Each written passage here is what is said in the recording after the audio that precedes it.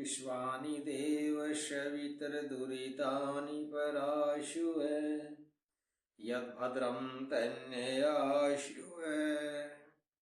ओम शांति शांति शांति। ओम।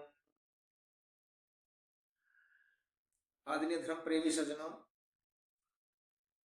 आप सुन रहे हैं वाल्मीकि रामायण और वाल्मीकि रामायण का ये अयोध्या कांड चल रहा है, जो वाल्मीकि रामायण का असली रामायण का दूसरा कांड है।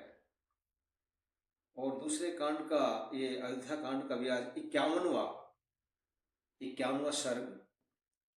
पिछले सर्ग में हमने पढ़ा था कि महाराज दशरथ की मृत्यु हो जाती है, रानियां क्रंदन करती है और महाराज दशरथ की मृत्यु के उपरांत कौशल्या माता कैकेयी को भी भला बुरा कहती है और कहती है कि हे निर्दयी और नियम विरुद्ध चलने वाली, आचरण करने वाली कैकेयी, महाराज को परलोक वासी बना करके तुम्हारा तो मनोरथ पूर्ण हो गया और अब तुम बिना किसी रुकावट के अयोध्या का राज हो। और इस प्रकार बोलती है कि मुझे भी इच्छा, जीने की इच्छा नहीं है महाराज के बिना। सज्जनों, उधर गुरु वशिष्ठ आदि विद्वानों के सलाह से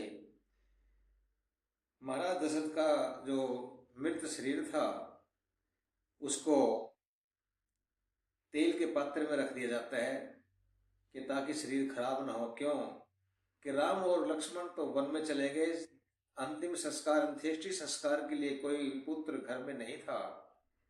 राम और लक्ष्मण तो वन में चले गए थे और उधर भरत और शत्रुघ्न वो अपने ननिहाल में गए हुए थे। तो उन्होंने यही समझा, अच्छा लगा उनको, जो उचित समझा कि बिना पुत्रों के अंत्येष्टि संस्कार करना अच्छा नहीं है। अब राम तो वापिस नहीं आएंगे इतनी जल्दी, भरत और शत्रुघ्न को ननिहाल से बुलाएंगे, उनको संदेश दिया गया। और तब तक महाराज दशरथ के जो मृत शरीर था उसको तेल पात्र में रख दिया, जो तेल का उसमें बनाया हुआ था उसमें रख दिया और राजकर्म में लग गए। आज हम पढ़ेंगे कि बिना राजा के राष्ट्र की दुर्दशा क्या होती है, दुर्दशा क्या होती है। इसमें वर्णन है कि जब राजा नहीं होता तब राज कैसे चले, उसका वर्णन ऋषि वाल्मीकि जी ने यहाँ पर किया है इस सर्ग के अंदर। तो वो सुनिए ध्यान से। जब महाराज दशरथ की मृत्यु हो गई और लोकपति जो क्या नाम, उनके जो रानियां थी वो भूमि पर पड़ी रुदन कर रही थी, तो इतने में अंशुमाली अपनी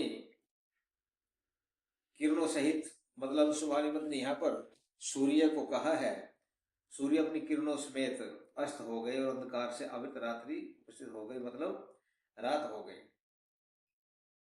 उधर रात व्यतीत होने के बाद जब सवेरे सूर्य उदय हुआ तो उसके पश्चात राज कार्य में सहयोग देने वाले अधिकारी और ब्राह्मण वर्ग सब इकट्ठे हुए, सब विद्वान इकट्ठे हुए वहां पर सवेरे। आगे क्या किया उन्होंने, जिनमें कौन थे, महायशस्वी मार्केंडेय, मोदगल्य, वामदेव, कश्यप ऋषि, ऋषि कात्यायन, ऋषि गौतम और ऋषि जाबाली, ये जो ब्राह्मण मंत्री सहित आकर सर्वश्रेष्ठ राजपुरोहित वशिष्ठ जी को संबोधित कर अपना अपना अभिप्राय कहने लगे। वो जो राजपुरोहित थे गुरु वशिष्ठ जी, उनके पास आए और अपना अपना जो मत उन्होंने रखा कि राज कैसे चला जाए, महाराज रहे नहीं हैं और चारों पुत्र यहाँ पर बाहर हैं, तब तक राज क्या क्या, क्योंकि राज को, किसी भी राज्य को, देश के राज्य को बिना राजा के एक मिनट भी खाली नहीं छोड़ सकते। ये विधान है शास्त्रों का। अब उन्होंने क्या बोला सुनिए, कि महाराज दशरथ तो स्वर्गवासी हो गए और श्री राम वन में है और तेजस्वी लक्ष्मण भी उन्हीं के साथ चले गए। शत्रुओं का मान मर्दन करने वाले राजकुमार भरत और शत्रुघ्न केकय देश के राजा अपने मातामह के रमणीय राजगृह में निवास कर रहे हैं, मतलब ननिहाल में है वो केकय देश के अंदर दोनों भाई। तो क्या बोलते आगे कि इसलिए इक्ष्वाकु वंशीय किसी पुरुष को आज ही राजा नियुक्त करना चाहिए, जिससे सम्राटहीन हमारा यह राष्ट्र नष्ट न।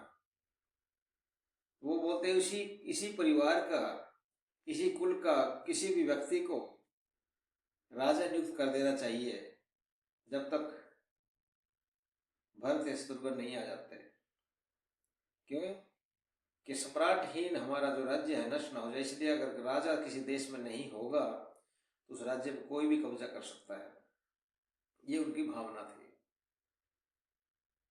आगे क्या बोलते हैं कि सम्राटहीन देश में बिजली की चमक सहित महागर्जन करने वाला विद्युन्माली नाम का मेघ अपने दिव्य जल से पृथ्वी को नहीं सींचता।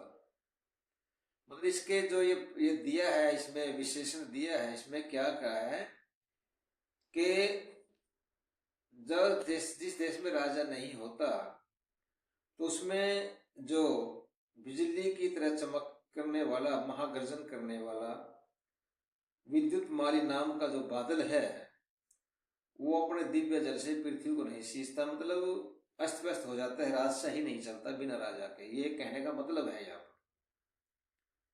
और क्या नहीं होता? अराजक राष्ट्र में कृषक खेतों में बीज नहीं बोते तथा पुत्र पिता के और स्त्री अपने पति के अधीन नहीं रहती, अर्थात सब स्वतंत्र हो जाते हैं बिना राजा के। जब राजा का कंट्रोल नहीं होगा, कानून व्यवस्था कोई नहीं रहेगी, तब सब अस्त व्यस्त हो जाता है। जैसे कि किसान खेत में बीज नहीं बोएगा, बेटा है अपने पिता कहना नहीं मानेगा, पत्नी है अपने पति के अधीन नहीं रहेगी, वो सब आजाद हो जाएंगे, अपनी मर्जी करेंगे। कहने का मतलब यहाँ पर है। और यहाँ पर उदाहरण दिया है अराजक का। इसके अंदर क्या आता है, एक श्लोक दिया है यहाँ पर, इक्ष्वाकुर्णामिहाध्याय राजा कश्चित धीयताम राजकम ही नो राष्ट्रम न विनाशम वापनुयात।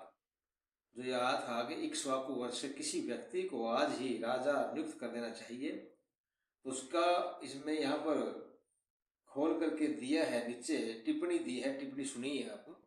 यहाँ पर जो अपने स्वामी जगदीश्वरानंद जी उसका वो करते हैं क्या कि संपूर्ण सर्ग में अराजकता के दोषों का वर्णन है, कि जब अराजकता फैलती है, गड़बड़ फैलती है किसी देश में, उसका वर्णन है यहाँ पर। इसमें यह सर्ग वेद के 2 मंत्रों की विस्तृत व्याख्या है। वेद के अंदर मंत्र दिए, जो वेद जो हमारा प्राचीन क्या आदि ग्रंथ हैं सृष्टि के उत्पन्न होने के बाद, तो वेद में अराजकता के दोषों का कथन, जो दोष हैं अराजकता के, जो बोलते हैं सीधी भाषा में गड़बड़ के दोष क्या है, वो अथर्ववेद के मंत्र में दिया हुआ है। क्या?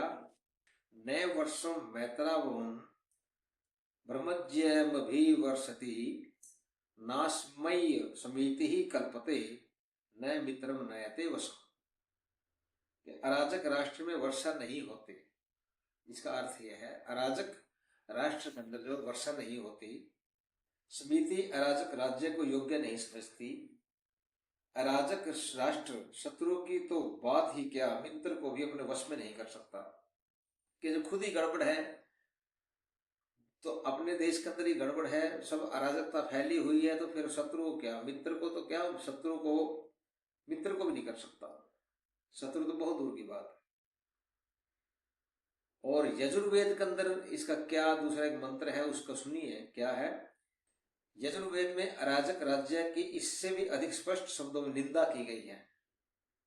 जिस देश के अंदर गड़बड़ या घोटाले, या जैसे अच्छे काम होते हैं और उसमें गड़बड़ करने वाले अराजक तत्व जो होते हैं, राज्य के खिलाफ काम करने वाले, उनकी कितनी एक निंदा की गई है यजुर्वेद के मंत्र में, सुनिए। यवास्कौ शकुंतिका हलगिति वंचति आहंति गभे पशु निगलगलिति धारका। इसका समझिए कि जिस प्रकार बड़ी चिड़िया के सामने छोटी चिड़िया दबी रहती है, उसी प्रकार अराजक देश का राजा, जो अराजक देश की प्रजा दबी रहती है। उदाहरण दिया है बड़ी चिड़िया का, छोटी चिड़िया। जैसे छोटी दरार में मोटी वस्तु घुसेड़ने से वह छिन्न भिन्न हो जाती है, वैसे ही अराजक देश में प्रजा की दशा हो जाती है। मतलब अगर कोई छोटी सी दरार है, जैसे जमीन में दरार पड़ती छोटी छोटी है, और उसमें हम उस दरार के उसमें कोई बहुत ही ज्यादा मोटा, उससे ज्यादा बड़ा कोई ऐसी चीज घुसेड़ेंगे या उसमें ठोकेंगे या कहीं गिराएंगे, तो दरार है ज्यादा बड़ी हो जाएगी, छिन्न भिन्न हो जाएगी। ऐसे ही अराजक देश के अंदर जो प्रजा है उसकी दशा हो जाती है।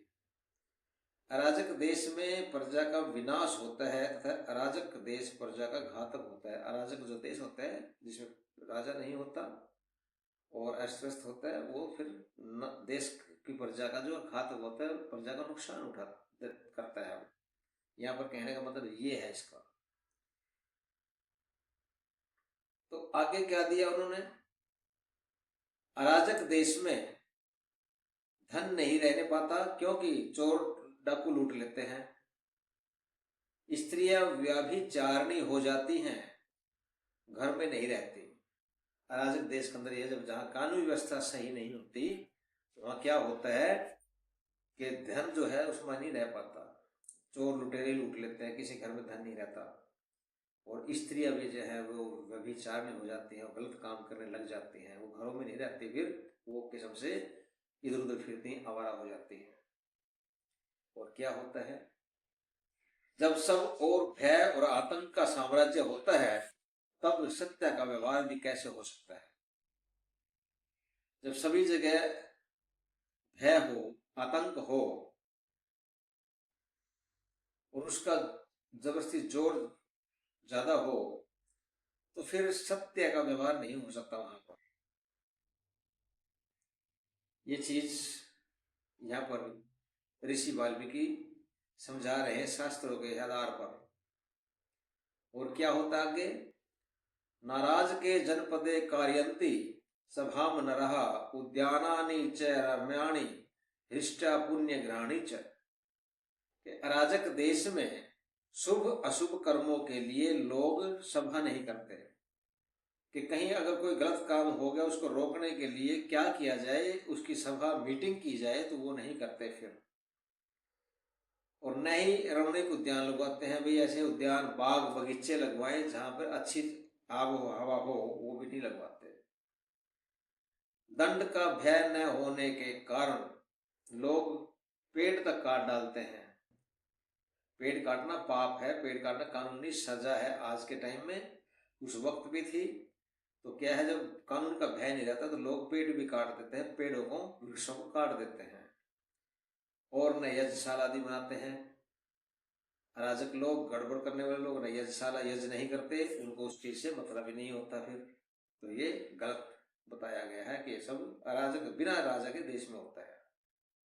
आगे क्या होता है सुनिए, अराजक देश में शांत दांत वर्ती और यज्ञ कराने वाले ब्राह्मण लोग विघ्न के भय से कि यज्ञ करेंगे तो उसमें उसका लोग, जो ब्राह्मण लोग, उसमें विघ्न पड़ता है यज्ञ करने में, जो रुकावटें लोग डालते हैं, उसके भय से दीर्घ समय तक चलने वाले महायज्ञ भी नहीं करते हैं। जो लंबे समय तक यज्ञ चलते हैं, जैसे मान लो ऋग्वेद पुराण यज्ञ है, काफी दिन चलता है, सामवेद यज्ञ है, अथर्ववेद यज्ञ है, जो भी यज्ञ चारों वेदों के किए जाते हैं तो वो फिर लंबे समय चलते, वो नहीं करते लोग, ब्राह्मण लोग, ये अराजक देश में। उसके बाद क्या नहीं होता, सम्राटहीन राज्य में धन धान्य से परिपूर्ण ब्राह्मण लोग भी ऋतजों को यथाचित दीक्षिणा नहीं देते। मतलब जब राजा, जिस देश में राजा नहीं होता तो उस देश के अंदर धन धान्य से जो भरपूर है ब्राह्मण भी, वो भी जो ऋतज होते हैं उनको उनके मुताबिक दक्षिणा वगैरह भी नहीं देते हो ब्राह्मण भी। आगे क्या होता है, अराजक राज्य में नट और नर्तक भी प्रसन्न नहीं रहते तथा राष्ट्र उन्नति के लिए उत्सव या सम्मेलन भी नहीं होते। जो नट हैं, जो ये नर्तक वगैरह हैं, ये भी खुश नहीं रहते उस वक्त। और जो राष्ट्र की उन्नति के लिए जो उत्सव है या सम्मेलन है होते हैं, वो भी अराजक देश में नहीं होते। ये मतलब दुर्दशा, दोष यहाँ पर बताए जा रहे हैं किनके, अराजक देश के। आगे क्या होता है, राजाहीन राज्य में लेन देन अथवा क्रय विक्रय, जो मतलब पैसे का, धन का लेना देना है या खरीद है या बेचना है, क्रय विक्रय जिसको बोलते हैं, करने वालों में विवाद उपस्थित होने पर मुकदमों के ठीक निर्णय नहीं होते। बात समझे कि जब राजा नहीं होता जिस देश में, तो उसमें जो लेन देन है, जिसने ले लिया वो वापस देगा ही नहीं, क्यों, डर नहीं है। और क्रय विक्रय, कोई सामान बेच रहा है, कोई खरीद रहा है, उसमें भी कोई कानून नहीं रहेगा। और जब उसमें कोई विवाद होगा तो उसके जो मुकदमा होगा, उसके जो निर्णय होता है, फैसला होता है, वो भी ठीक नहीं होता। अराजक देश में कथावाचक उत्तम कथाएं कहकर कथा प्रेमियों को संतुष्ट नहीं करते, तो सभी कुछ गड़बड़ हो जाता है। जो कथावाचक होते हैं ना, ये बैठे हैं आजकल, ये भी सही नहीं करते, फिर तो क्यों मनमर्जी चलाते, सारे कानून तो है ही नहीं। और अराजक राष्ट्र में कुमारियां स्वर्ण आभूषणों से अलंकृत होकर क्रीड़ा करने के लिए सायकाल वाटिका में नहीं जाते। कि जब कानून व्यवस्था सही नहीं होती तो लड़कियां भी वो जैसे आभूषण वगैरह पहनती हैं, वो उस डर में कि हमारे साथ लूट खसोट ना हो जाए, उस लूट खसोट में वो सायकाल जैसे घूमने जाती थी, तो वो भी नहीं जाती। और सज्जनों, अंत में क्या होता है, ये पार्ट 1 है इस सर्ग का, क्योंकि वीडियो लंबी हो रही है। अराजक राष्ट्र में विलासी लोग शिखरगामी यानों पर आरूढ़ होकर अपनी स्त्रियों को साथ ले वन विहार के नहीं जाते। मतलब अराजक राज्य के अंदर जो विलासी लोग हैं, वो जो उनके चलने वाले यान हैं, जैसे आज के टाइम में गाड़ियां वगैरह हैं, उसमें बैठकर अपनी स्त्रियों को साथ लेकर वन विहार के लिए नहीं जाते। क्यों? कि वहां पर डर होगा कि दुर्घटनाएं होने के चांस है। तो ये कुछ एक आज के इस पार्ट 1 में जो राष्ट्रहीन राज्य के बारे में बताया है, पार्ट 1 है ये, इसका पहला भाग है।